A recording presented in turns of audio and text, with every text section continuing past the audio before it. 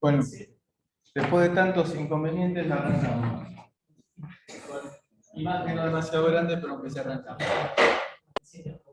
Estamos viendo en la comunicación serie, estamos viendo distintas normativas para distintos casos. Habíamos hablado de RS 232, que dijimos que era vieja, había sido muy popular en su momento, pero que en la actualidad se había dejado de utilizar para nuevos casos, para nuevos proyectos. Es una norma que hoy en día podríamos decir que es para principiantes. Habíamos hablado de RS 423, que dijimos que era una mejora de la 422, pero que seguía teniendo los problemas de la terminación referida a tierra, es decir, uno de los bordes de comunicación en la tierra. Y habíamos visto la 422, pero la repasamos. La 422 es un derivado de 232 y de 423 que tiene la particularidad de trabajar en forma diferencial. Habíamos dicho que trabajar en forma diferencial tenía una serie de ventajas, y eso es lo que queremos introducir ahora, recordar ahora, que es que, por ejemplo, se puede trabajar bajando la impedancia, y bajar la impedancia significa bajar los efectos del ruido. ¿Por qué? Ustedes piensen, el ruido son ondas electromagnéticas. Estas ondas electromagnéticas inducen corrientes. Si la impedancia es baja, esas corrientes van a producir tensiones pequeñas. Si la impedancia es alta, esa inducción de corriente va a producir tensiones altas. Por lo tanto, cuando uno trabaja con baja impedancia en toda la red, se supone que estamos trabajando siempre con impedancias adaptadas para lograr máxima transferencia de energía, también circuitos 1. Cuando tenemos entonces baja impedancia, hay bajo ruido, inducción de bajo ruido. Digamos que el ruido tiene que ser muy machazo para poder producir efectos sobre nuestro sistema. Y aparte, cuando estamos trabajando en forma diferencial, se va a producir que ese ruido, si lo imaginamos por un momento, como para hacerlo más fácil, como dos pilas, esas dos pilas se van a inducir de la misma manera en ambos cables, pero terminan oponiéndose, y de esa manera se tiende a disminuir el ruido resultante, se tiende a cancelar el ruido. En conclusión, es bueno tener sistemas diferenciales de transmisión de señales. ¿Por qué hablamos de 422? ¿Por qué recordamos 422? Porque ahora, entonces 422 nos lleva a 485. 485 es ampliamente usada. Ampliamente usada significa que se usa mayoritariamente en ambientes industriales en los cuales el ruido sea moderado. ¿Por qué? Bueno, paréntesis, ¿no? Porque si tenemos mucho ruido, por ejemplo, si tenemos un lugar en el cual tenemos soldadora de punto, la soldadora de punto, de soldadora eléctrica, produce chispas y el ruido ahí es infernal. Hay que pasar a un estadio superior, que es la norma CAN, Controller Area Network, que es una norma surgida de Bosch, la empresa alemana que se dedicó durante mucho tiempo a hacer cosas de automóviles, y que se dio cuenta que necesitaba interconectar hoy en día adentro de un auto de calle común, no estamos hablando de un Audi, de un BMW, de un Mercedes, sino de un auto de calle, hay 7, 8, 10 computadoras distintas que están conectadas entre sí. ¿Y cómo están conectadas? Por medio de CAN. ¿Por qué? Porque el ruido eléctrico en un automóvil es terrible. en el momento del arranque, el burro de arranque, piense que consume, tiene picos de 75, 100 amperes o más, produce picos de tensión de hasta 750 volts. Lo cual, ustedes dirán, ¿y cómo es que no vuela la radio del auto? Bueno, porque tiene un enorme capacitor que es la batería. La batería actúa como baja impedancia para esos pulsos. Es un tema muy complejo. En una época había una electiva que se llamaba electrónica del automóvil, que la daba un ingeniero experto que había trabajado muchos años en capacitación en Renault, y en el cual contaba todo este tipo de cosas, todo lo que significa poner un montón de transductores, porque hoy el automóvil tiene un montón de transductores. Si el viejo automóvil que tenía, ustedes no lo padecieron, que tenía carburador, desapareció. Hoy todo es inyección electrónica, hay un montón de transductores que miden si está contaminando, si el catalizador está funcionando y que no se emiten gases, la temperatura, bueno, un montón de transductores y que tienen que estar leídos y transmitidos a la unidad central. Bueno, todas esas computadoras, ¿qué tal? Buen día, se vinculan a través de esas normas CAN que decimos que es muy mundial. Para cosas como por ejemplo, vamos a usar este caso en particular, un shopping, se utiliza RS485. Caso shopping, que nos merece un análisis particular. Un shopping, un centro comercial, es un lugar en el cual tenemos una gran cantidad de locales. Esa gran cantidad de locales, cada uno de ellos tiene requerimientos distintos de aire acondicionado.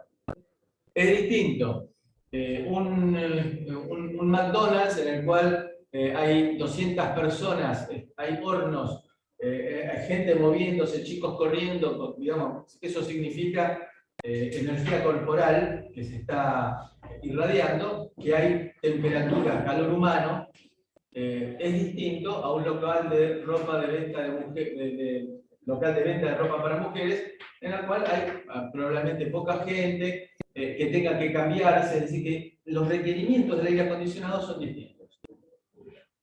Primera posibilidad sería que cada local tuviera su equipo de aire acondicionado individual. Lo cual sería un absoluto despilfarro, porque es mucho más eficiente un aire acondicionado grande que un montón de aire acondicionados chicos. Y aparte, el costo de inversión también es mucho menor. Entonces, ¿qué se hace? Un equipo de aire acondicionado grande, que normalmente está en el techo del centro comercial, y que manda por unas tuberías aire. El tema es cuánto de ese aire, ya sea aire caliente en invierno o aire frío en verano, dejamos entrar en cada local. ¿Qué es lo que hay que hacer entonces? Colocar transductores medidores de temperatura. Probablemente en un local grande haya que colocar varios. Y colocar unas paletas que dejen entrar más o menos aire en cada uno de los locales. Bien, y porque claro, no es que se me ocurre a mí agarrar, cerrar las paletas y que el equipo de aire acondicionado siga bombeando y en el lugar que está abierto salga una catarata de aire. Sino que tiene que estar dialogado con el control que está suministrando el aire acondicionado desde el equipo grande. Es decir, el flujo de aire tiene que ser, miren qué cosa tan trivial, tiene que ser la suma de los flujos individuales que tenemos en cada local. ¿Qué se hace entonces? Bueno, se ponen computadoras en cada uno de los locales, que están dialogando con la computadora central. Esas computadoras que están en cada uno de los locales tienen una dirección. Entonces, ¿cuál es el procedimiento? El procedimiento es,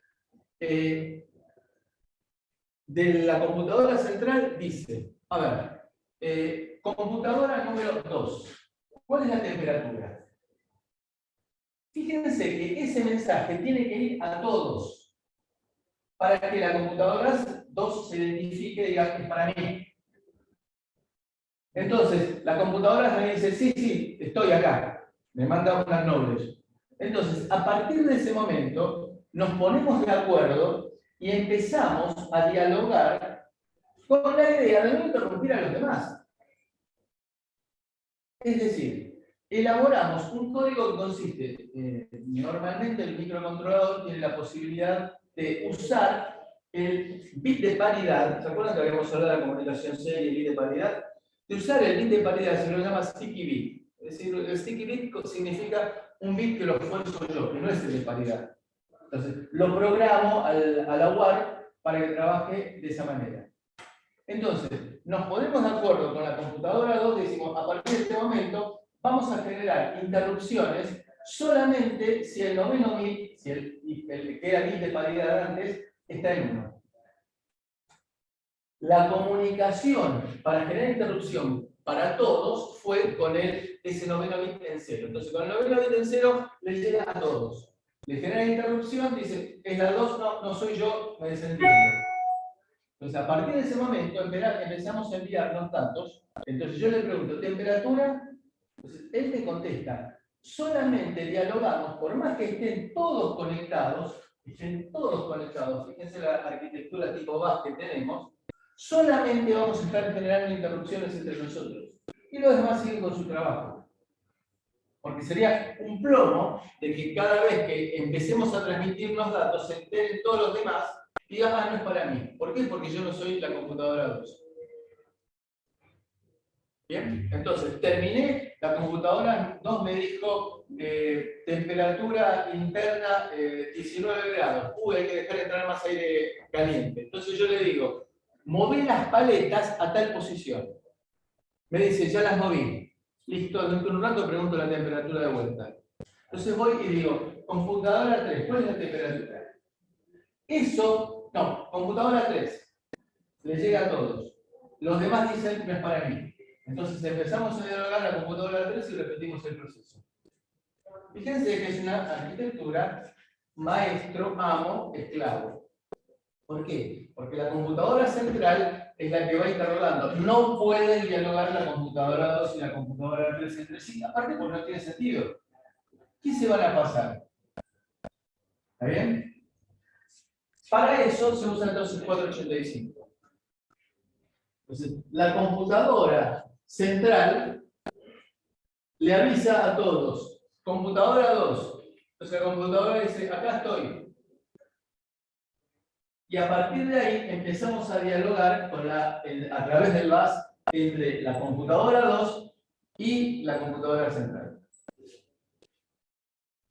Esto tiene desde el punto de vista del mantenimiento una gran ventaja, que es que todas las computadoras son iguales. Lo único que tendré que hacer yo es ponerle unas llavecitas, que se las llama llavecitas binarias, en las cuales yo voy seleccionando la dirección de cada una de las computadoras. Entonces, se quemó una, agarro una de la caja en que tengo repuestos, pongo una nueva, le pongo la dirección y listo, ya empiezo a trabajar. ¿Por qué digo que 485 es adecuado para este tipo de instalaciones? ¿Hay ruido? Sí, hay ruido. Pero no hay ruido como, por ejemplo, en una automotriz en la cual tenemos la soldadora del punto que están haciendo todas las uniones de la carrocería. Entonces, ¿hay ruido? Sí, pero es un ruido manejable, un ruido razonable. Entonces, 485 está para este tipo de ambientes. Por ejemplo, 485 puede ser para aquí, si yo quisiera comandar algo a distancia. Entonces, 485 tiene, fíjense, impedancia, en los extremos, impedancias para producir adaptación de impedancia. Impedancias típicas 120 ohms, 75 ohms. Y luego tenemos que sean, en cada computadora tenemos un transmisor y un receptor. Y de esta manera lo que hacemos es poder armar una estructura base. ¿Podría ser yo, hipotéticamente, que dialoguen entre sí la computadora 2 y la computadora 3? Podría hacerlo, pero tiene que haber una lógica de control. Porque en el momento en el cual están dialogando la computadora 2 y la computadora 3 entre sí, no puede dialogar nadie más. Entonces, es bueno, es más fácil de implementar en esta arquitectura que haya un amo, un maestro, que se encarga de comandar e ir interrogando, cosa que vamos a ver cuando en el próximo capítulo veamos USB, vamos a ver que esto es habitual, popular, que haya alguien que sea el que controla y va interrogando a cada uno de los intervinientes del diálogo. Entonces, es multipunto. Está preparado para que cualquiera pueda comunicarse con cualquiera. El único problema es la lógica de control para que todo sea ordenado. Implementación típica, acá por ejemplo, 120 ohm de impedancia característica, y para polarizar el bus se le pone un par de resistores que va de 620 ohm a ground y de 620 ohm a 5 ohm. Pero la impedancia característica es de 120 ohm. Es una impedancia baja, con lo cual hace que, aparte siendo diferencial, sea inmune al ruido. Es decir, que este símbolo que ustedes ven aquí, que aparece con el botoncito de negado, quiere significar que esta salida es diferencial. Podemos tener half duplex, lo que estuvimos diciendo hasta ahora, en el cual, ¿se acuerdan? Half duplex era del tipo del transceiver, del walkie-talkie, del handy. El half duplex es, uno habla, le dice cambio, y el otro es el que empieza a hablar. Bueno, esta es lo que hablamos hasta ahora, es una estructura half duplex, en la cual, está bien, para un caso de medir la temperatura en un shopping, la verdad que recontra alcanza, porque la temperatura es una variable de variación lenta, con lo cual no tengo problema. Vamos a ver que existe la posibilidad de implementar en full duplex. Entonces, acá lo que tendré entonces será un transceiver que me permite, un integrado de poquitas patas, que me permite tener recepción, transmisión y la salida hacia el base. Esto es lo que pretende mostrar, es que se utiliza habitualmente par trenzado, retorcido, justamente para minimizar el ruido. Bien, full duplex significa que uso 4 hilos. Full duplex se puede llegar a usar, por ejemplo, en condiciones no en las cuales quiero medir temperatura, sino que quiero estar midiendo corriente, por ejemplo, en un motor que lo tengo a distancia, quiero estar midiendo la corriente de cada una de las fases de un motor trifásico de esta distancia, y entonces utilizo ahí full duplex, porque necesito trabajar a alta velocidad, porque quiero medir cualquier variación importante que tenga la corriente de carga. Entonces, full duplex, bueno, es fácil de implementar, 2 pares de cables. Tenemos transceiver, cuando no, Maxim, ¿se acuerdan que habíamos hablado del MAX 232 en la clase pasada? Entonces Maxim también hace el MAX 1485. En el cual lo que tenemos es la posibilidad de elegir half o full duplex. Entonces, si nosotros elegimos half duplex, ponemos un 1 en la patita de selección de half duplex. Entonces, con un 1 aquí, tenemos un 0 aquí, con lo cual significa que estamos habilitando que de este par de hilos, por un lado vayan los datos, siempre van los datos entre A y B, pero que tomemos de A y B y que eso nos lleve a la entrada de R0. Si trabajamos con full duplex, vamos a tener un 0. Con un 0 aquí, vamos a tener un 1 aquí, este está deshabilitado, pero con un 0 aquí vamos a estar habilitando este. Con lo cual tenemos que ZI me llega a la entrada de R0. Entonces, este es un chip comercial que nos permite seleccionar entonces en trabajar en half duplex o en full duplex. Bueno, la conexión es típica, esta es una implementación que seguramente ustedes la ven mejor en sus pantallas. Es una implementación comercial con los resistores de terminación y con los resistores de adaptación de impedancias. Entonces puedo llegar a utilizar para grandes distancias 485 para medir el codificador óptico que me permite ver la velocidad en cada una de los discos para un motor eléctrico. Entonces, desde el microcontrolador le doy la orden de excitación al motor y mido efectivamente la velocidad a través de los codificadores ópticos. Sí. Estos son como normas, pero para transmitir un determinado protocolo. No. O sea, nos estamos viendo la forma en que es 485, pero no tiene nada que ver con la trama ni que cómo son los datos. ¿Se acuerdan que habíamos visto en la clase pasada que mencionamos ISO-OSI? Sí. Y que nosotros dijimos que nos íbamos a trabajar sobre la capa física. Después el resto, como lo implementa usted, si usted quiere implementar la norma UTN1, lo puede hacer. Pero aquí, por ejemplo, yo puedo mandar por IOC 485. ¿Cómo? Yo puedo mandar por I cuadrado C 485. No, son dos cosas. Ahí estamos mezclando. Y cuadrado C nos va a aparecer lo que viene a continuación. Es decir, usted me está spoileando la clase. Es decir, es lo que viene a continuación, Nicolás.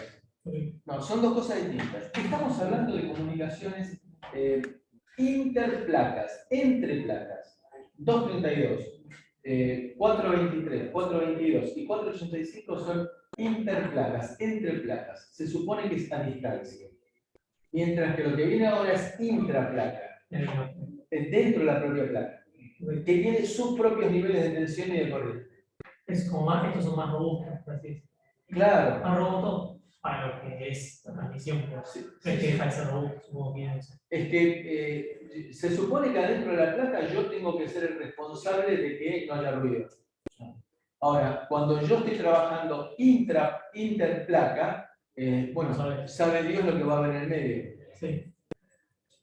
No, pero, o sea, estas normas son normas que regulan, digamos, con la capa física, tal cual. Que puede ser más o menos favorable para distintas cosas en una capa superior, pero se queda en la capa física. Primero va a decidir qué tipo de comunicación va a usar, qué norma, qué RS va a utilizar.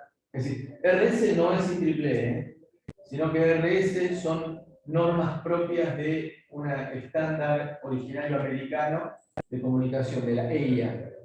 No son normas de IEEE, porque son muy triviales, no hay demasiado que hablar, son pocas páginas. En algún momento las llegué a tener en papel esas normas. Dicen pocas cosas. Las características de tensión, de corriente y la respuesta de frecuencia. Y punto. No son normas. Lo que hacen es hablar de la capa física. Yo puedo transmitir, si quiero, asincrónico en 485 o en 232. O sincrónico en 485 o en 232. Son dos cosas totalmente distintas.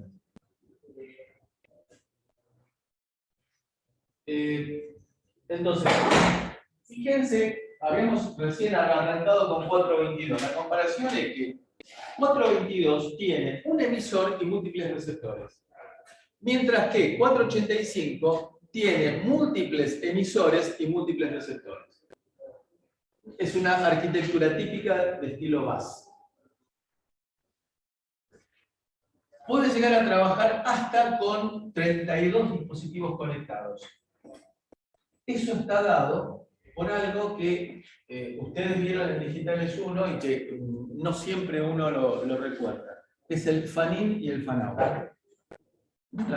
Traducido a la cargabilidad, es decir, la cantidad de compuertas que yo puedo poner a la salida de otra compuerta. Entonces, eso es lo que me limita a 32 generadores. Hay una versión del 485, que son los transceptores especiales de más bajo consumo, que puedo llegar a poner hasta 256 dispositivos. Más bien, eso es más bien para un shopping. Entonces, tengo que analizar si me conviene poner o un repetidor o esos transceptores especiales de más alta impedancia de entrada, como para económicamente cuál es la mejor solución. Bueno, acá tenemos comparación final. La comparación final me dice lo que yo quiero que me diga. Es decir, que tengo que ponerme a analizar en detalle para mi configuración qué es lo que me conviene utilizar. Hoy en día, en la práctica, 485 es la solución más implementada en el ambiente de instrumentación y en el ambiente de domótica. El tema domótica lo vamos a ver hacer un análisis especial cuando continuemos esto en Internet de las Cosas, ¿no? Y ahora vamos a las comunicaciones intraplaca, dentro de la propia placa, es decir, I cuadrado C, SPI e I cuadrado S. I cuadrado C, en nuestra primera escala, apareció en la década del 80 a través de Philips. El primer televisor color que yo tuve, ustedes no vivieron la época de los televisores que tenían selectores rotativos. Esos sintonizadores se llamaban, eran unas plaquetitas que eran circuitos resonantes a distintas frecuencias. Cada canal analógico tiene una frecuencia de transmisión distinta. Entonces eran unas plaquetas que tenían un montón de contactos y cuando uno giraba el selector de canales, lo que hacía era cambiar la plaquetita completa que estaba actuando sobre el oscilador. Ustedes se imaginan que el hacer zapping en aquella época era poco frecuente, primero porque uno tenía que levantarse a mover la perilla, y por otro lado, las posibilidades de falla eran enormes, y cambiar el sintonizador costaba un disparate, porque había que cambiar con válvulas y todo. Entonces, Philips pensó en un sistema distinto. El primer televisor color que yo tuve, que fue un Toshiba, tenía 8 botoncitos. Ahí apareció el touch. Y yo pensaba en aquella época, estoy hablando del año 80, yo pensaba en aquella época, 8 canales, ¿quién va a tener 8 canales? Todo un visionario. ¿En qué consistía eso? Consistía en un botoncito, un microcontrolador que se encargaba de leer el botoncito y empezaba a enviar información al resto del sistema que se encargaba de cambiar la frecuencia. Entonces lo que hizo Philips fue crear un sistema de comunicación que usaba solamente 2 hilos, 2 cables. También se lo llama two-wire interface. I cuadrado C es inter-IC bus. Entonces, inter-IC, I y C, como les gusta ese tipo de pavadas, entonces lo llamaron I cuadrado. I y C es I cuadrado C. Entonces, ustedes en algún libro van a encontrar también TTL, que lo llaman T cuadrado L. Son, de vuelta, viernes a la tarde, le empiezan a dar a la Miller y deciden este tipo de cosas prácticas. Importantes. Bueno, después lo adoptaron Sycor, ST Microelectronics y Intel Texas. Maxim, que fue la que dio Polenta, Atmel y Analog. Atmel hoy es Microchip. ¿Y para qué me sirven? Bueno, me sirven, entre otras cosas, para fabricar amplificadores de ganancia variable. ¿Por qué? ¿Cómo varío la ganancia de un amplificador operacional? Cambiando los resistores los valores de los resistores de realimentación. ¿Y cómo lo hago eso? Por medio de el control del microcontrolador que le dice el resistor vale tanto. Y con lo cual cambio la ganancia. Entonces, tiene uso. Los resistores, por ejemplo, y otros dispositivos más que vamos a mencionar, van a existir en I cuadrado C y en SPI, que es la otra norma que vamos a mencionar. Y ahí depende de lo que me resulte más barato. Y, por supuesto, del problema. Si es igual uno u otro, tendré que elegir el que sea más económico. Me permite transmitir hasta 400 kilobits por segundo. Hay una versión mejorada de 3,4 megabits por segundo, pequeñas distancias dentro de la placa. Puedo tener E cuadrado proms para guardar información. Por ejemplo, es un ejemplo que pongo repetidas veces porque esas cosas a veces a uno le toca vivirlas y queda en la cabeza. El plástico es la máquina que me permite fabricar baldes, palanganas, embudos, todas esas cosas de plástico.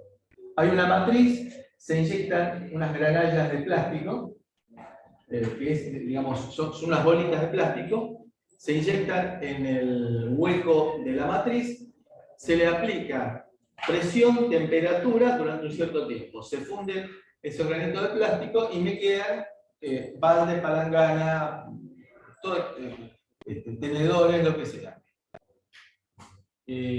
Después tengo que inyectar aire frío para despegarlo y separar la matriz.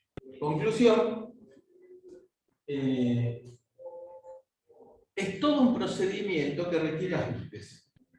Entonces yo llamo a José Extrusor que me ajuste la extrusora para que funcione bien, porque un balde es distinto de un embudo. No son al mismo tiempo, la misma temperatura, la misma presión, todo eso. Viene, me lo ajusta bárbaro. Entonces viene el data service de la empresa y me patea el enchufe. Por no decir que me corta la luz, que tiene implicancias dolorosas. Bueno, conclusión. Se perdió todo. ¿Sí? No tomo precauciones. Ese setup, entonces, lo voy a guardar en una memoria EEPROM.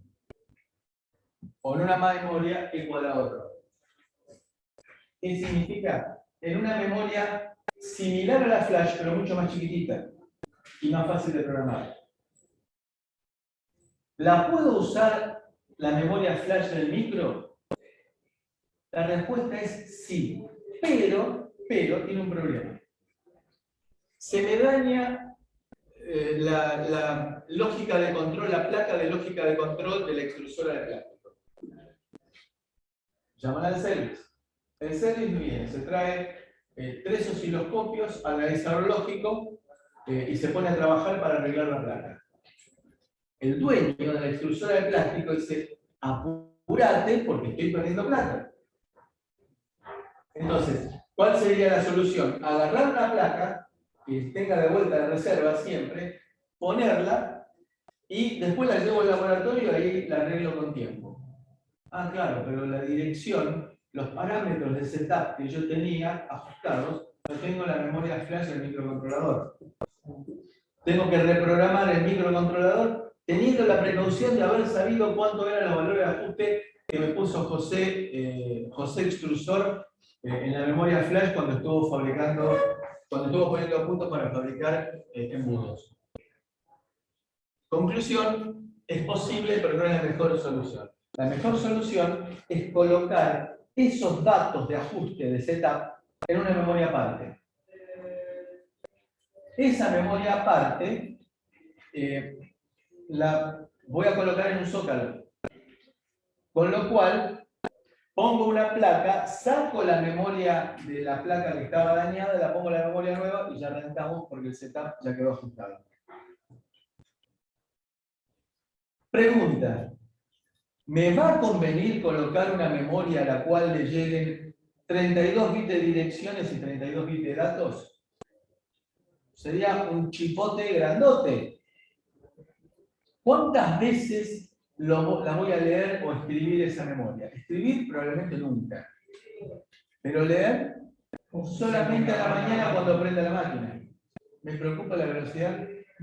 No. Entonces, lo que hago es ahorrar patas y colocar una memoria E²PROM que sea I²C o SPI. De manera que la lea un bit a continuación del otro. Tardaré 10 milisegundos. A la mañana le doy más tiempo para preparar el mate a los operarios. Hace desapercibido, quiero decir. Entonces, tenemos memorias E²PROM, I²C, relojes de tiempo real, para el caso en el cual no lo tenga incorporado el micro, o que haya un reloj de tiempo real que se utilice para todo el sistema. Transductores de temperatura. ¿Ustedes se acuerdan que cuando hablamos de conversión analógico a digital dijimos que teníamos la posibilidad de medir la temperatura, que tenía 3 canales adicionales, que eran 3 canales internos, que aparte de los 16 externos teníamos 3 internos, uno para medir temperatura? Yo puedo también, de la misma manera, medir ya no la temperatura interna del chip, sino la temperatura de la placa o la temperatura del disipador. Para lo cual le voy a colocar un transductor de temperatura de vuelta. La temperatura es una magnitud de variación lenta, no tengo que medirla con un flash, sino que puedo tardarme milisegundos en leerla. Y de esa manera, por ejemplo, si detecto que la temperatura del disipador es muy alta, bueno, voy a tomar alguna medida de precaución, bajar la frecuencia de trabajo o cosas por el estilo, para lograr que llegue a los valores razonables. Bueno, resistores y potenciómetros, por ejemplo, para hacer amplificadores de ganancia variable. ¿Alguna pregunta hasta aquí?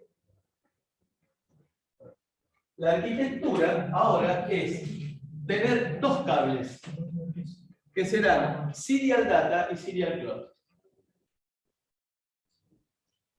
Acá vemos que tenemos microcontrolador A y microcontrolador B. ¿Puede haber 2 máster dentro de la estructura? ¿Al mismo tiempo no? Al mismo tiempo no, correcto. Entonces, habrá uno que sea el master y habrá otro que será el master delegado. En el cual, en algún momento que el master se tenga que dedicar a otra cosa, le transfiere el control al master delegado. Y después, por supuesto, de un cierto tiempo lo retoma. Por ejemplo, si supónganse ustedes un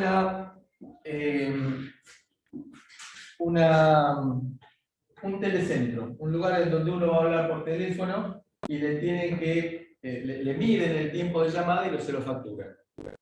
Entonces, habrá un dispositivo, un microcontrolador, que va a estar encargado del control general. Va a estar monitoreando el estado de las llamadas, cuánto tiempo voy a estar desde que efectivamente me atienden, midiendo la corriente en los hilos, en la línea telefónica, y después va a tener que estar facturando. Facturando significa ponerse en contacto con la DGI para decirle que recaudé tanta plata, es necesario para la facturación, todo ese tipo de cosas. Entonces, mientras se está dedicando al tema de facturación, por ejemplo, le cedo el control al otro microcontrolador por un cierto tiempo. ¿Qué tenemos acá conectados? Un conversor analógico a digital, podría ser en nuestro caso un digital analógico, porque nuestro microcontrolador no tiene digital analógico, o un conversor analógico a digital de mayor resolución o de mayor velocidad que lo que tiene nuestro microcontrolador. Un driver de cristal líquido, por ejemplo, un controlador de un display gráfico, yo se lo puedo manejar, un display gráfico complejo, lo puedo manejar por hipogrado C. Análogamente, puedo llegar a utilizar una RAM o una EPROM externa, según lo que dijimos, para el caso de la extrusora de plástico. Y eventualmente podemos colocar también un gate array para el caso que quiera hacer, por ejemplo, algún tipo de procesamiento digital de señales que no me alcanza la velocidad del microcontrolador. Entonces, Serial Data, Serial Clock. ¿Quién pone el clock? El master. ¿Quién pone el data? De acuerdo con la operación que haga, si es lectura o escritura, los datos los va a tener que poner acompasados con el clock. Si acompasado significa sincronizado con el clock, lo va a tener que poner o el máster o los dispositivos esclavos. ¿Cómo es el procedimiento? El procedimiento es, ahora lo vamos a ver un poco más en detalle, más grande, ¿no? Pero me adelanto, a ver si lo puedo zoomear, si me deja.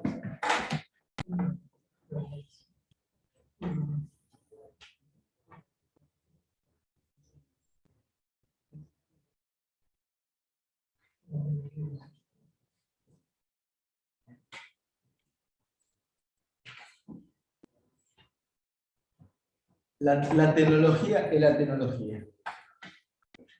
¿Qué significa esto? Significa que estoy en el estado idle, en el estado ocioso, mando un bit de start, vamos a ver cómo, mando 7 bits de la dirección del dispositivo con el cual quiero dialogar.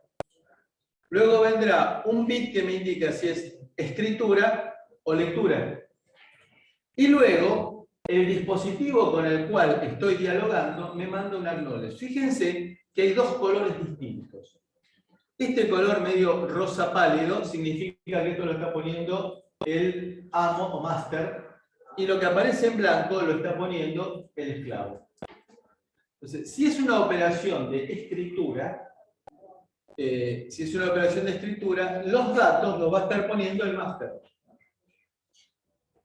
Y si es una operación, y por supuesto en cada caso, el dispositivo le manda un byte diciendo quiero escribir la dirección 4F2A de la memoria, me manda un acknowledge, entendí la dirección, y a partir de ahí empiezo a enviar los datos que quiero escribir, y normalmente se supone que voy a enviar los datos para escribir en forma correlativa, no tengo que enviar la dirección, en cada caso, sino que mando la primera dirección y a partir de ahí empiezo a enviar datos. Sí.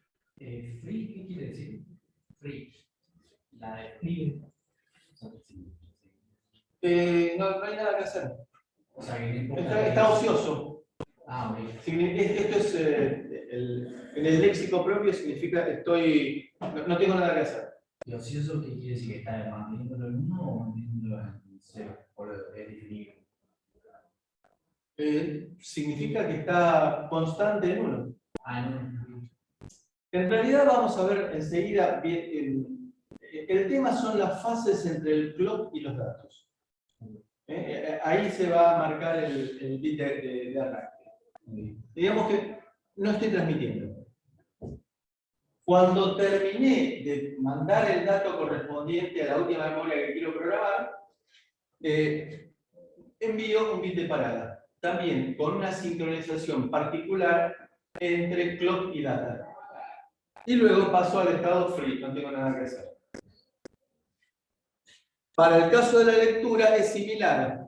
Si yo quiero leer una memoria o un conversor, le digo, dispositivo 3A, quiero leer. Me dice, ok, entendí, y empieza a poner datos. Y ahora el que tiene que poner el acknowledge es el master. Con esto, entonces, me las arreglo bastante bien.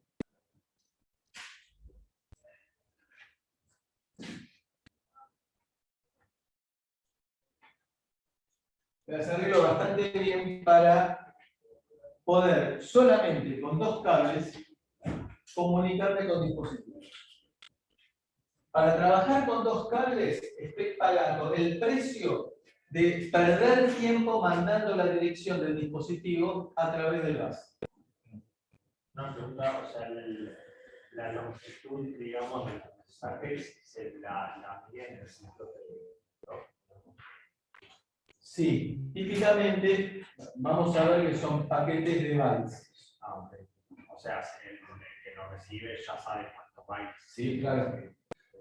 No necesariamente, porque depende de lo que cuánto yo quiera escribir, va a llegar un punto en el cual después de una cierta cantidad de datos le mando el bit de parada. Y ahí sabe que terminó el paquete de datos que tenía que usar para programar la memoria. No, pregunta, el acknowledge es como una verificación de que recibir. Claro. Not acknowledge. Not acknowledge. No lo recibe bien. No te acknowledge, no lo recibí bien. No lo recibí bien. Exactamente.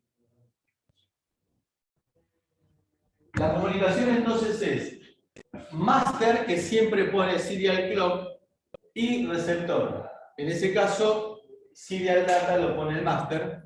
Para el caso de la lectura, serial clock lo pone el master, actuando como receptor, y los datos los pone el dispositivo que actúa como transmisor. El clock, o sea, siempre está actuando, porque si el transmisor no sabe que va a recibir algo y tiene que recibir algo, como el clock ya tiene que estar siempre, no es que se activa cuando te parece. Si yo paso el micro al modo de bajo consumo, puedo, en el modo bajo consumo, cancelar la señal de clock. Y en el momento que lo levanto, empieza a funcionar nuevamente la señal de clock. Y si le quiere llegar algo por IOC, ¿cómo hace? Está en modo bajo consumo. Primero tengo que sacarlo de bajo consumo y después hacer cualquier tipo de operación. Ojo, de vuelta, no se olviden que es master slave. El que arranca la comunicación es el micro. De vuelta, es por pregunta. No es que... Siempre pregunta el banco. Sí, Como que son la recepción. claro.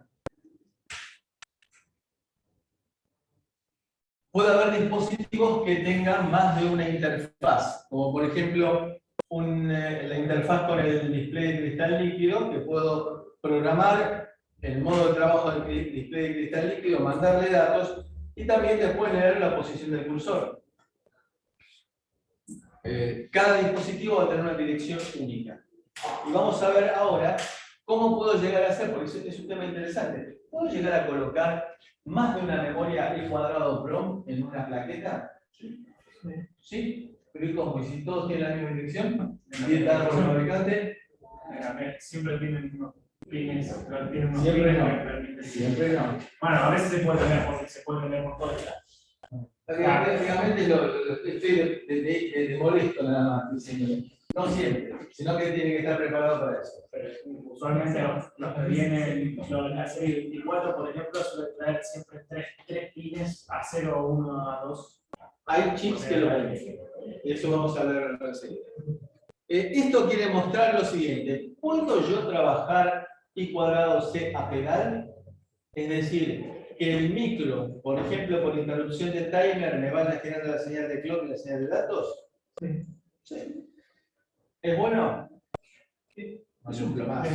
Depende de lo que significa. Nosotros teníamos un profesor en secundario que hizo una función de igualador para que porque nuestro micro no tenía IOC.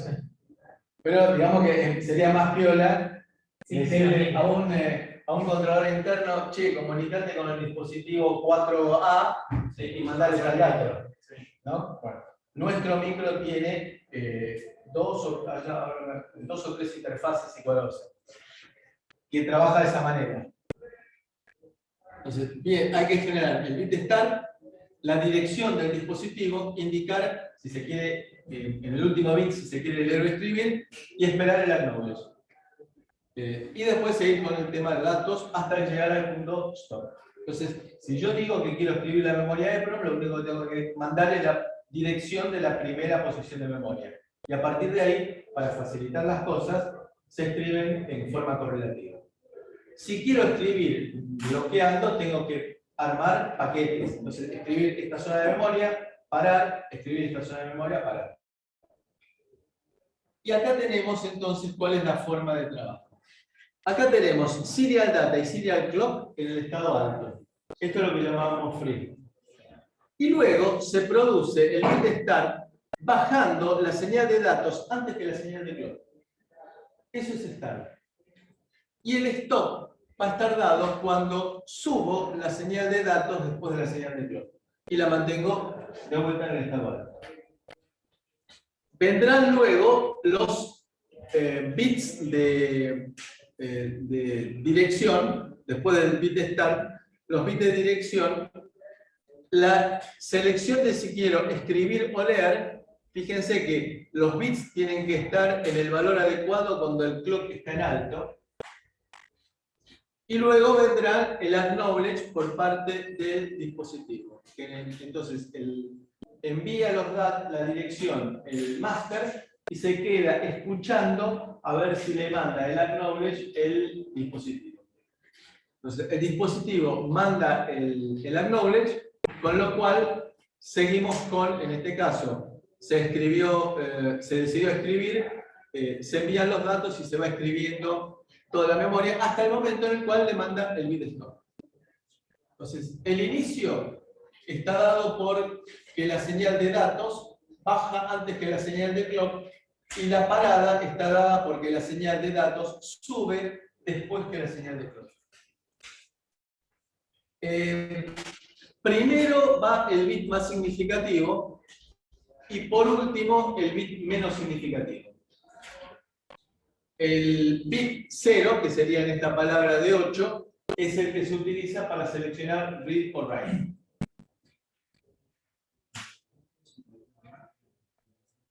Hay un modo de direccionamiento de 10 bits que es opcional y que se ingresa a través de una dirección especial.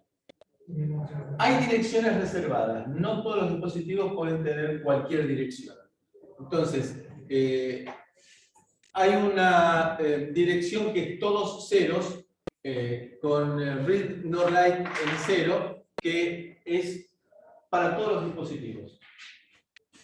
Y luego tenemos para distintas opciones direcciones reservadas. Y hay una en particular, que es la 1110, y no me importan los 2 bits menos significativos, que es para direccionar los esclavos con 10 bits. Resumiendo, microcontrolador, dispositivos, serial data, serial clock, maestro esclavos, bit de arranque por desfasaje entre datos y clock, los 7 bits de selección del dispositivo, read or write, acknowledge y así sucesivamente. En nuestro caso, tenemos una patita, que será serial data, que la seleccionamos en el modo de trabajo, y una pin de clock que se genera automáticamente. Hasta 100 kHz o un modo rápido que se selecciona por programación de hasta 400 kHz.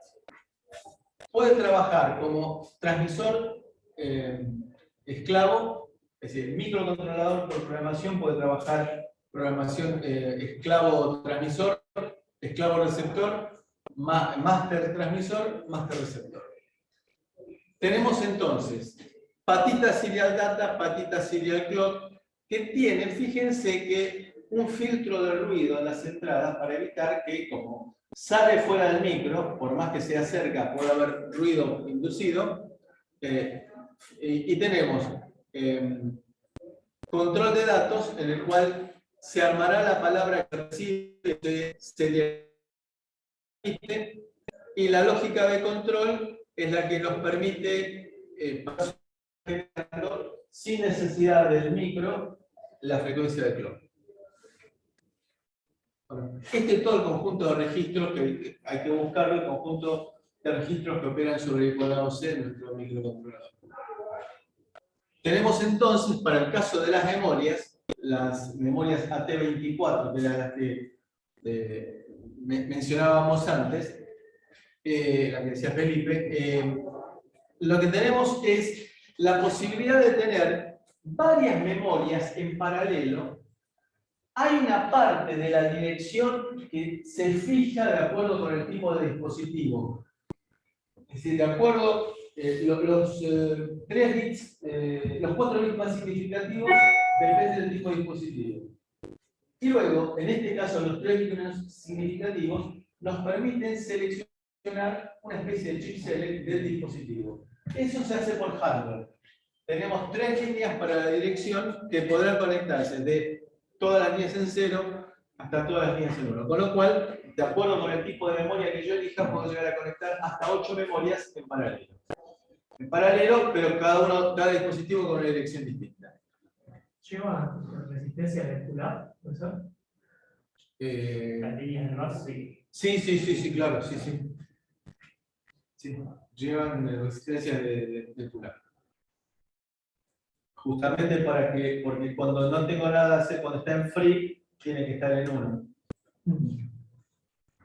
Bueno, de acuerdo con el tipo de memoria que se trate, desde la 24C01, que se permite tener una sola, no tiene línea de selección. Y ahí tenemos hasta la AT24C64, que es de 64 kilobytes, de 64 kilobytes, que me permite tener 8. Y tiene 3 líneas de dirección. Y en la, por ejemplo, en la AT24C08, que no tiene línea de dirección, vienen todas programadas con la misma dirección. O sea, todas salen de fábrica con un mismo Es que puedo colocar una sola claro. No, porque si por ahí venían, no sé, series que tenían 4 A distintos, podías poner. No, lo que podría llegar a hacer, si quisiera, es usar otro canal de cuadrado C del microcontrolador. SPI. SPI fue posterior al cuadrado C y lo que usa, digamos, nos permite ganar tiempo porque no usa el bus para direccionar el dispositivo, sino que lo direcciona por hardware. Tiene una especie de chip select. No se direcciona como el cuadrado C, sigue siendo relación amo-esclavo. Tenemos un master que se comunica con un esclavo con serial clock normal, y después me aparece MOSI y MISO. MOSI significa Master Output Slave Input. Y MISO significará Master Input Slave Output. Es decir, que me permite trabajar en full duplex. Y tendremos una línea que se llama Slave Select, SS. Es chip select. Y que eso me permite, para el caso de tener varios esclavos, tener la posibilidad por patitas de ir seleccionando chip select con qué dispositivo quiero conectar. Tenemos el mismo tipo de dispositivos que teníamos para I cuadrado C, es decir, memorias EEPROM, potenciómetros, conversor digital, etc. Depende de cada caso. Siempre el I cuadrado C tiene la ventaja de tener 2 cables nada más. No tengo que estar generando estos chips select que me gastan patitas del micro. Pero siempre, de vuelta, en I cuadrado C estoy perdiendo tiempo enviando la dirección. Sí, además en este edita siempre de 4 cables. O en el blog, Por lo menos 4. Por lo menos 4. En el caso nuestro también está implementado en forma similar con registros que me permiten la programación, la comunicación serie.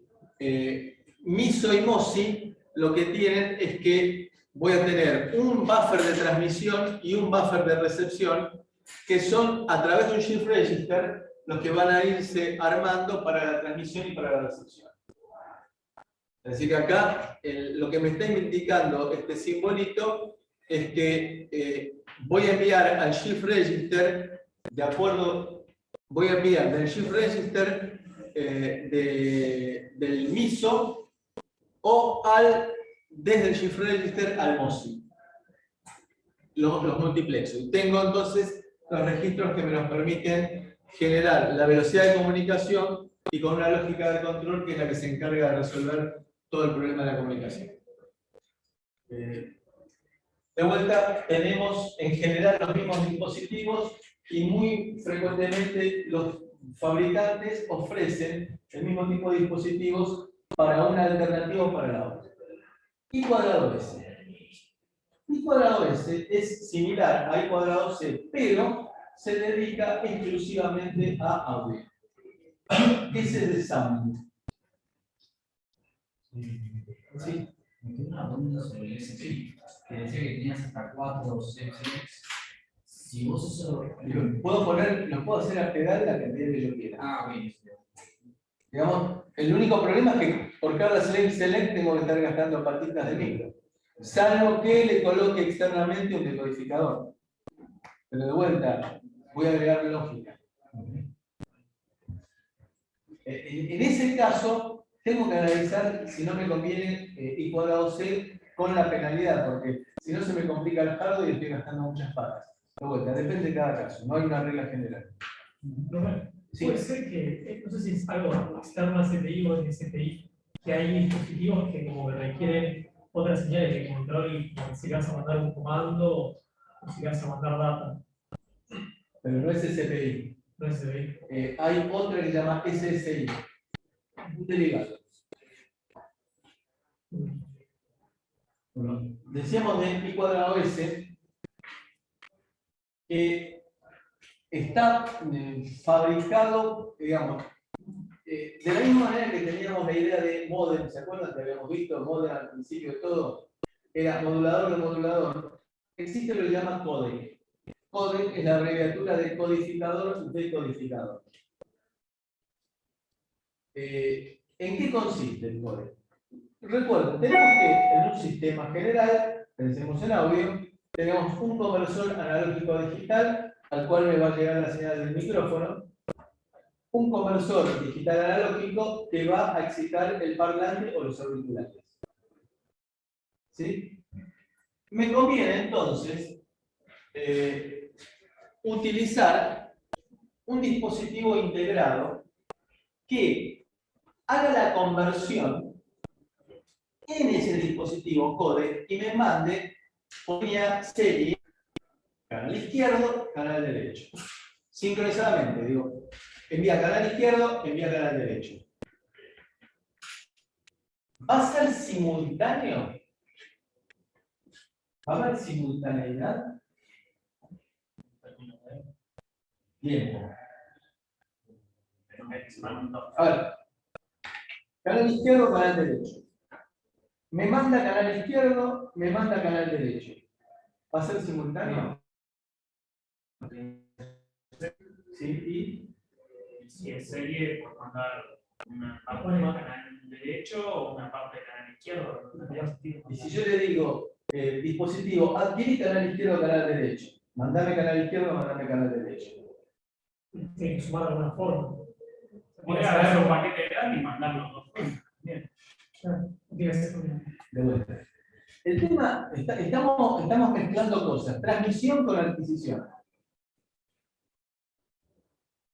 Si yo le digo, adquirí canal izquierdo y canal derecho, ahora, tomó los datos, los digitalizó, ahora, después me los transmite, yo no voy a pretender transmitiendo información en serie que haya la simultaneidad absoluta, sino que voy a tener que admitir la demora que va a haber de unos microsegundos en que me lleguen los datos porque viene canal izquierdo y canal derecho.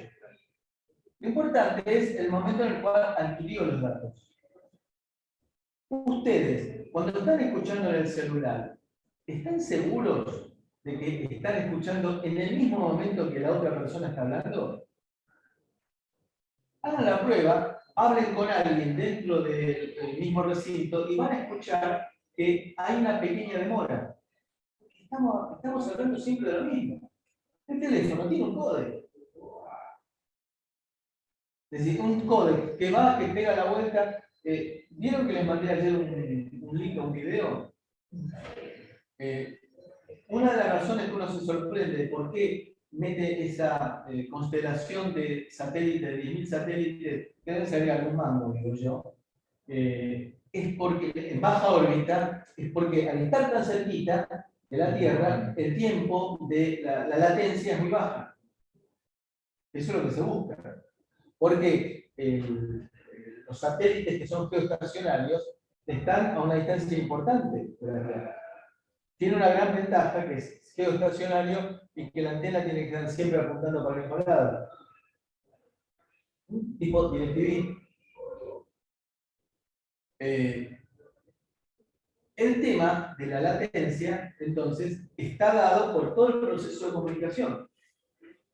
Hagan la prueba, hablen con una persona que está en el mismo recinto y van a darse cuenta que ustedes se escuchan con una cierta demora. Producto de la digitalización de los datos del teléfono de la otra persona, la el pasaje por el proveedor de telefonía celular, el rato que viajan por internet, porque hoy en día todas las comunicaciones, aún de los teléfonos fijos, dentro de poco vamos a tener que explicar qué es un teléfono fijo también. Aún esas van sobre internet, son voz sobre IP. Bueno, todo eso lleva tiempo. Y por eso es que se escucha con un poquito de demora. De vuelta, entonces, ¿a qué vamos con todo esto?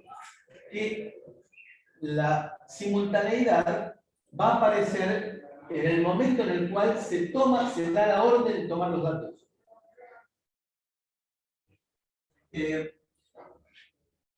Tenemos entonces un serial clock, un serial data, y tenemos un selector de qué es lo que quiero hacer. Puede darse el caso que tengamos un DCP transmisor, es decir, nuestro microcontrolador actúa como procesador digital de señales, y nuestro receptor que actúa como un digital analógico. O bien que nuestro transmisor sea a través de un conversor analógico digital y reciba los datos que el DCP. ¿Qué es lo que tiene entonces? Esto se llama módulos de front-end.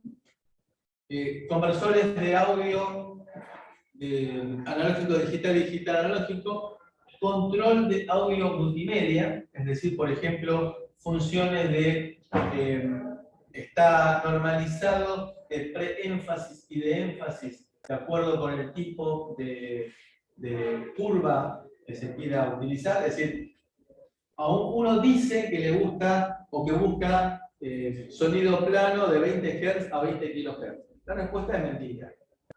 A cada uno le gusta dar un cierto énfasis en agudos, en graves.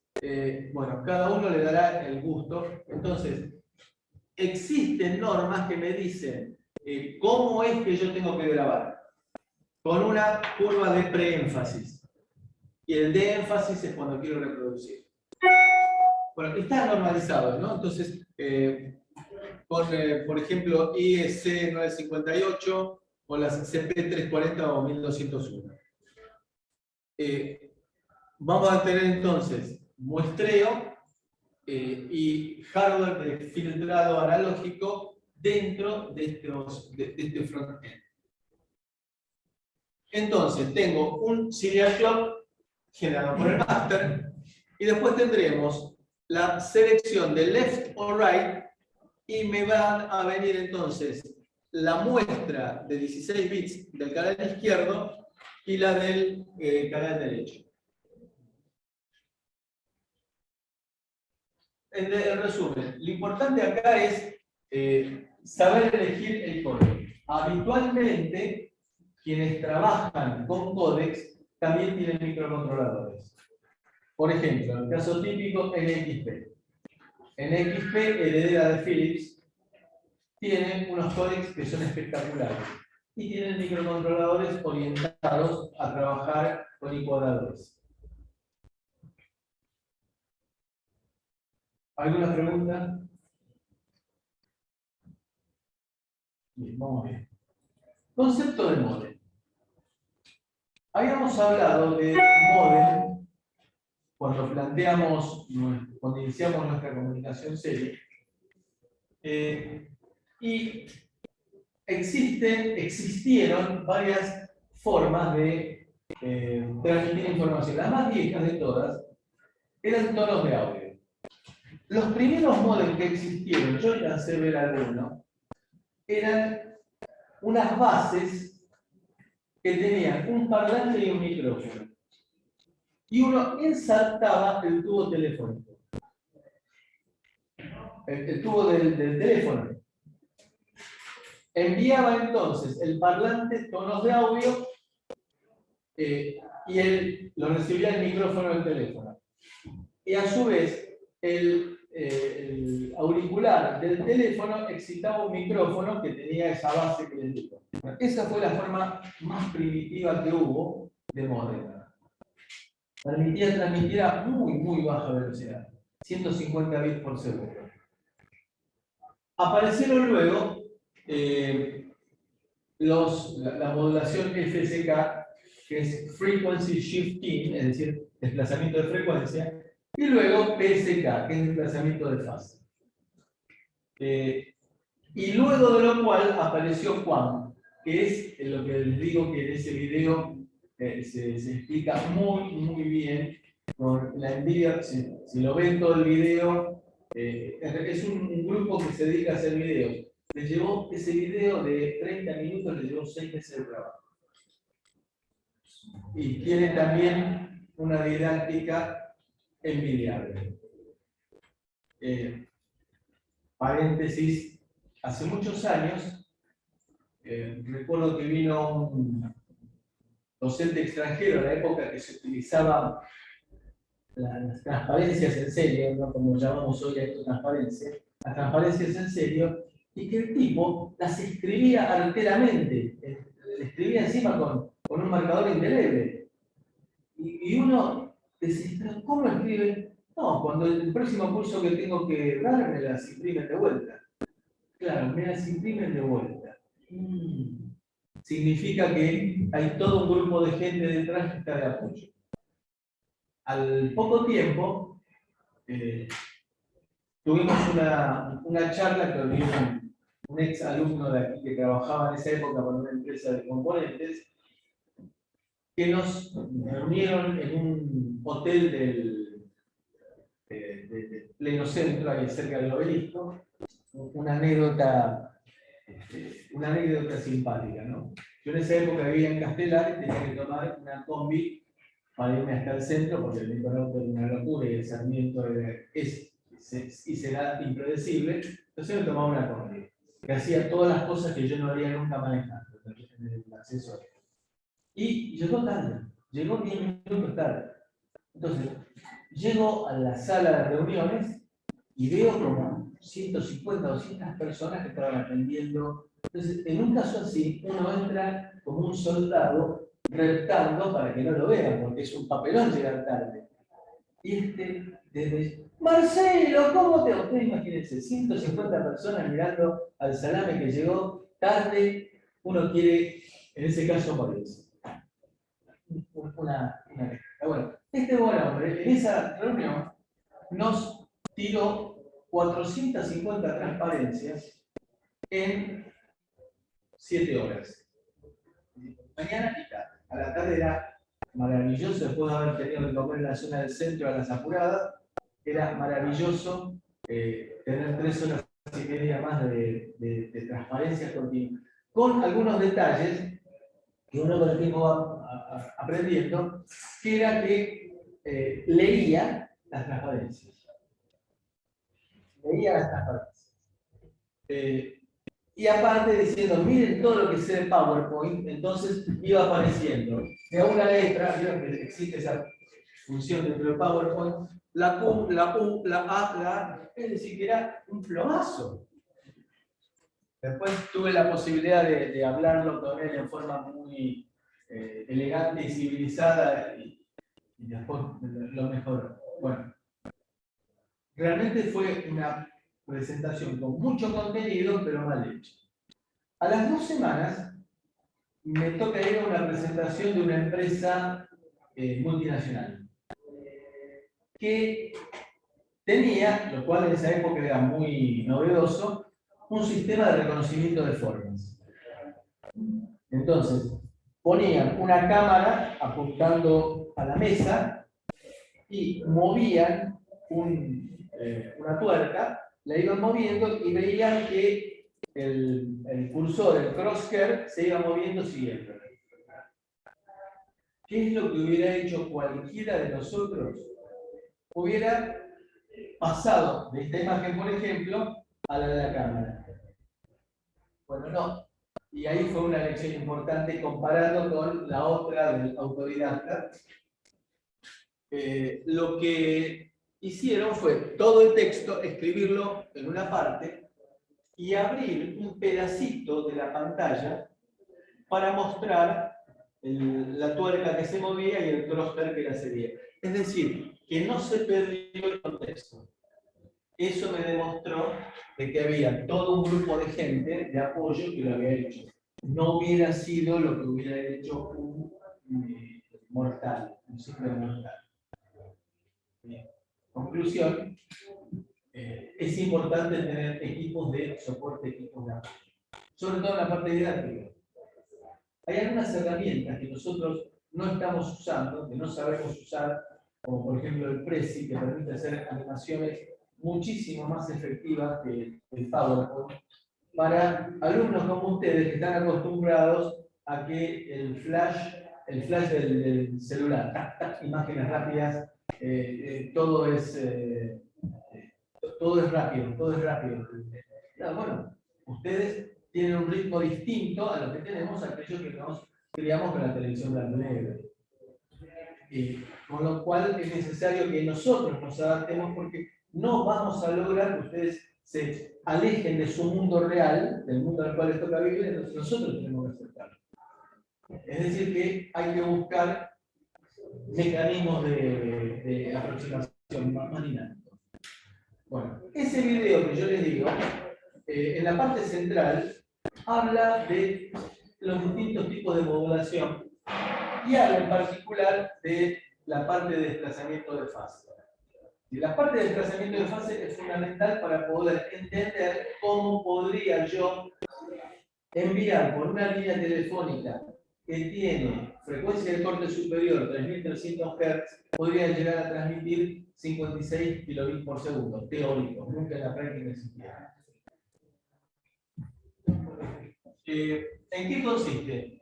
Bueno, FSK, Frequency Shift Keying, fueron las primeras etapas en las cuales el que dio inicio a la comunicación transmitía un 0 en 1070 Hz y un 1 en 1270. Y el que recibió la comunicación, 2025 y 2225. Y todo cabe en el rango 300-3300.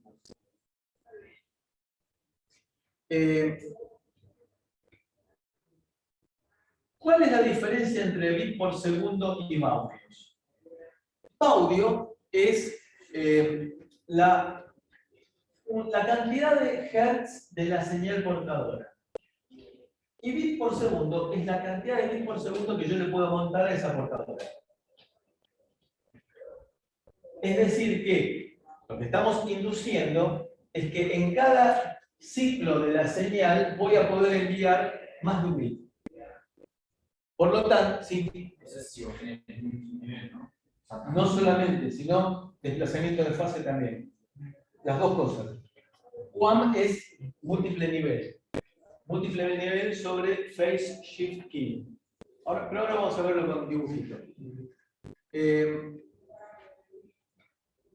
Entonces, PSK, que es la tendencia de los últimos tiempos, es desplazar la señal.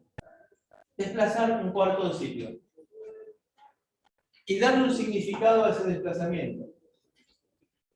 Por ejemplo, si la señal no está desplazada, fíjense que al decir está desplazada o no está desplazada, significa que tiene que haber alguna sincronización para tomarlo como referencia. Entonces, si no desplazo, estoy transmitiendo 0,0. Si desplazo un cuarto de ciclo, 0,1. Si desplazo 2 cuartos de ciclo, 1,0. Y si desplazo 3 cuartos de ciclo, 1,1.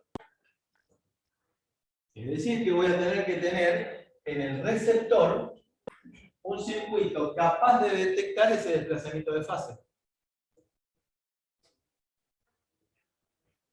Y esto me lo representa como un diagrama de puntos, indicando entonces 0, 0, 1, 0, 1, 1, 0, 1. Esto es similar, eso sí, a lo que usa el video. Ahora puedo llegar a, discriminando un poco más, en lugar de enviar 2 bits, enviar 3 bits. Produciendo desplazamientos no de 90 grados, de un cuarto de ciclo, sino de 45 grados. Y ahora, si cambio la amplitud, le puedo agregar un bit más. Y eso se llama QAM. Es decir, variación de amplitud en cuadratura. Entonces, le puedo agregar un bit más con 2 niveles. Con lo cual, en este caso, si estoy transmitiendo 1200 audios, es decir, 1200 Hz, voy a estar transmitiendo a 4800 bits por segundo. 3 bits por cada. 3 bits, o si hago a 45 grados serían 4 bits. En este caso, sí serían 3 bits por cada ciclo de señal. Entonces ahí tenemos la constelación para 9600 bits por segundo. ¿Siempre con seriales? ¿Cómo? ¿Siempre es así con seriales las señales? Sí. Después de esto, La sala de espacio. y 2 niveles de amplitud. También hubo con 3 niveles de amplitud. Bien. Los primeros modems que existieron eran modems telefónicos. Era terrible el ruido que metían, y sobre todo si uno se quería comunicar a la noche cuando el resto de la familia estaba durmiendo, se producían unos chiflidos que eran realmente muy desagradables. Y por supuesto, la velocidad máxima teórica era de 56 kilobits por segundo. Lo cual nunca existió, porque una experiencia hace muchos años, en una cooperativa en la costa, el único alocado que iba con computadora de vacaciones era yo. Y un día voy a la cooperativa a preguntarle si en algún momento pensaban instalar internet. Me dijeron que estaban pensando que le dejara los datos, que si se llegaba a producir la entrada de internet, me iban a avisar. Bueno, al par de meses me avisaron. Y me fui con una laptop que tenía en aquella época porque claro, había que ponerla de acuerdo con la empresa que uno se iba a conectar. No era algo tan trivial como hoy en día que tenemos Wi-Fi. Y fui con mi laptop y estaban los modems de la cooperativa en la oficina de al lado. Y yo acá. Y nos pudimos comunicar a 52 kilobits por segundo. Mejor que esto es imposible. Ustedes imagínense lo que significaría hoy el streaming, no existiría. Empezó luego lo que se llamó ADSL, usando la línea telefónica y aprovechando que en realidad las líneas telefónicas en ese momento, estoy hablando de hace 20 años atrás, un poco más, eran muy superiores a las que había podido crear y elaborar Graham Bell a fines del siglo XIX. Es que en realidad, si bien se usaba solamente un pedacito del ancho de banda posible de la línea, de 300 Hz a 3300 Hz, el ancho de banda del canal, del cable, era mucho mayor. Gracias a la electrónica, que fue reemplazando los transformadores con los cuales tuvo que lidiar con Graham Bell. Entonces, la idea que tuvieron fue usar ese ancho de banda mucho mayor que teníamos en la práctica y poner un montón de modems telefónicos como los que vimos de recién. Ponen un montón de modems telefónicos, uno a continuación del otro. Y eso se llamó Asymmetrical Digital Subscriber Line. ¿En qué consiste? En utilizar un montón de modems, que están, vamos a ver el dibujito ahora, uno a continuación del otro en el espectro, reservar un tramo del espectro para audio, para voz, para llamadas telefónicas, un pedacito del espectro para enviar datos y un pedazote del espectro para bajar datos. Porque en esa época se aceptaba de que uno era mucho más frecuente que uno bajara datos a que subiera datos. Empezó a darse cuenta de que esa suposición no era corriente, no era efectiva, cuando apareció la posibilidad de intercambiar música en peer-to-peer, con lo cual subía y bajaba datos de la misma manera. Se hizo algún tipo de mejora, pero nunca más allá de hoy en día, inclusive el cable es asimétrico, salvo la fibra óptica. Bueno, nos da 1 megabit por segundo para upstream y 8 megabits por segundo para downstream. Son valores máximos, que dependen de la distancia a la cual uno se encuentra de las centrales. Lo que hacen es crear 249 modems virtuales de 4 kHz cada uno de ellos, para dejar separación entre los 300 Hz y los 300 Hz. Entonces, se colocaban filtros porque dentro de todo este paquete está también la comunicación telefónica.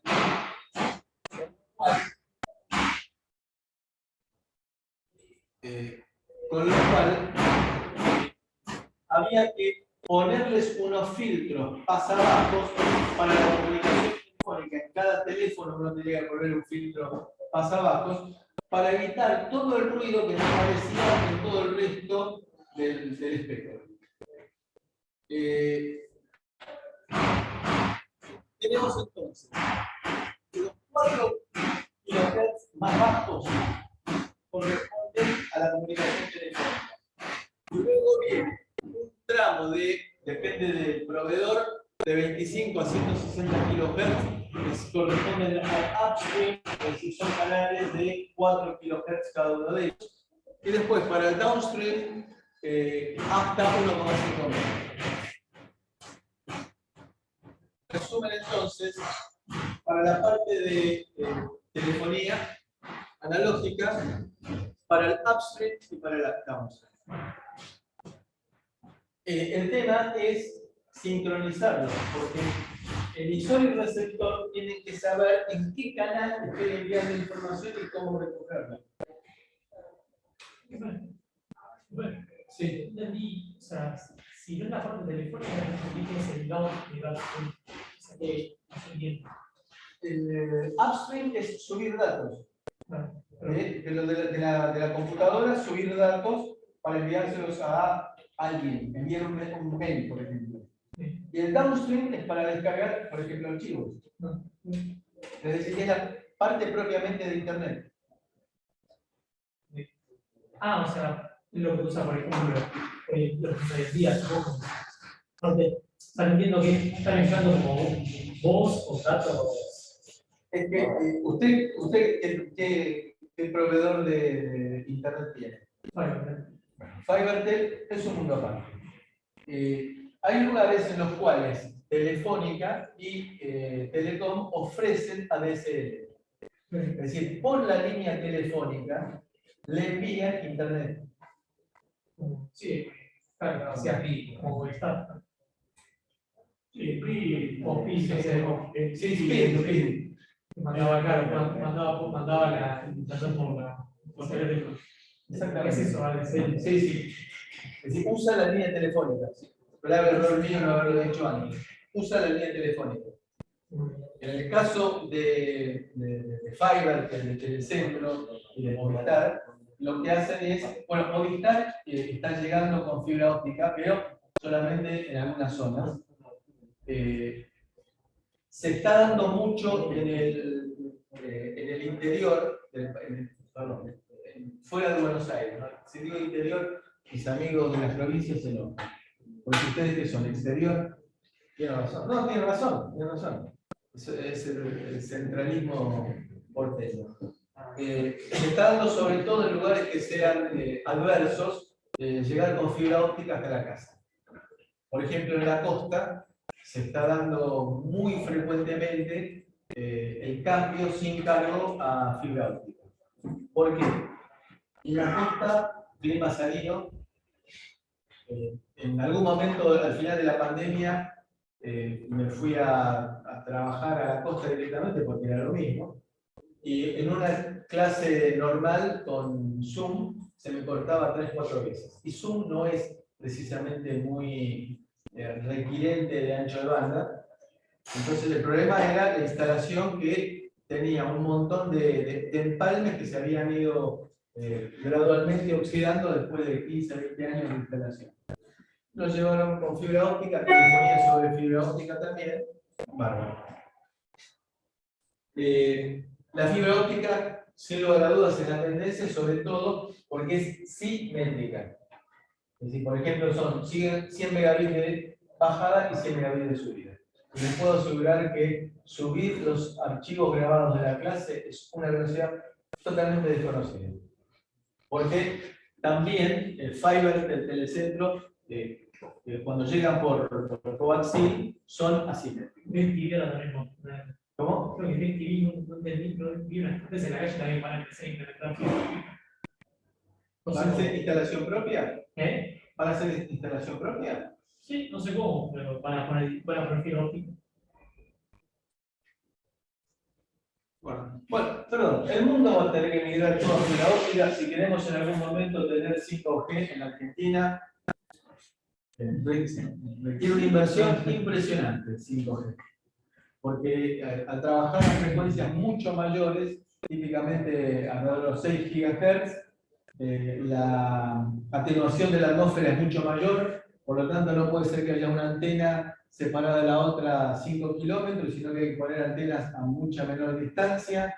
La latencia tiene que ser mucho menor, es decir, fibra óptica, es una inversión grande. Bueno, todo tiene que hacerse con fibra óptica. Bien, el concepto de módem, y acá vamos a dejar hoy, el concepto de módem es mucho más genérico. Nosotros estamos pensando módem en módem de audio. ¿Qué significa módem? Convierte ceros y unos en tonos de audio para que del otro lado los tonos de audio se conviertan en ceros y unos. Por eso se llama módem de audio.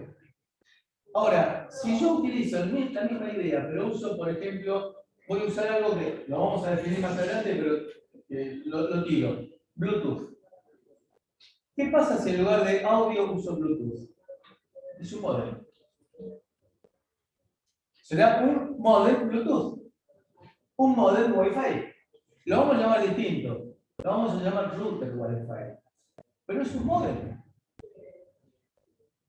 Entonces el concepto de módem va a servir para Bluetooth, para Zigbee, para Wi-Fi, LoRa y Sigfox y NB-IoT, que son términos específicos que vamos a tratar de irlos describiendo dentro de la materia.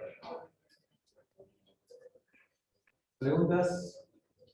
Estos últimos tres son para transmisión de datos a gran distancia con muy bajo consumo.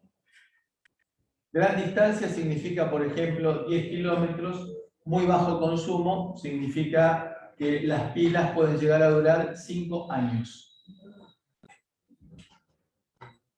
Como por ejemplo, para detectar en dónde se encuentra una vaca y medir la temperatura de la vaca. Para detectar si la vaca aumenta la temperatura puede ser o por una infección o porque entró en celo, y a mí me interesa fabricar terneros todos los años. O también, por ejemplo, para un sistema de estacionamiento inteligente, en el cual coloco un detector de auto encima, para decirle en ese lugar hay un lugar para estacionar. Los automóviles consumen mucho más en el ambiente urbano cuando están buscando estacionamiento. Y aparte entorpecen el tránsito porque uno va a 2 por hora mirando para todos lados a ver dónde puedo meter el auto. Con lo cual es un montón de autos que están consumiendo muy mal porque están a muy bajo régimen de uso. Entonces, si coloco un detector de auto arriba, aviso, en este lugar hay uno. Pero hay un pequeño detalle que es el vandalismo. Entonces, no voy a colocar el detector de auto arriba del pavimento, lo voy a colocar abajo. Y ustedes me dirán, ¿y cómo hago para cambiarle las pilas? no sea. Es que se supone que cada 5 años hay que cambiar el pavimento. Con lo cual, cada 5 años cambia todo. Dentro de 5 años sabe Dios lo que pasará con la tecnología. ¿Vamos a tomar café?